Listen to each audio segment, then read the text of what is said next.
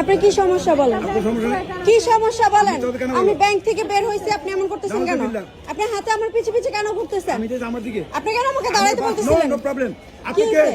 আপনাকে কে চিনে দেখান? কে চিনে দেখান? তুমি কে? আপনি ডাকেন, মানুষ ডাকেন। আমি বললাম যে একটা বাচ্চা আপনারে ওই যে বললেন না, আপনারা চিনেন না রে? চিনেন? এদিকে আসেন। আপনারা কি ওনাকে চিনেন? বলেন, এদিকে আসুন একটু। আপনি চিনেন? কে চিনে আপনাকে? দেখান। মিথ্যা কথা কেন বলেন? না না না, একটা বাচ্চা নিয়ে আমি ব্যাংক থেকে বের হয়েছি, টাকা আমার কাছে, আমাকে পিছু পিছু এরকম করতেছে।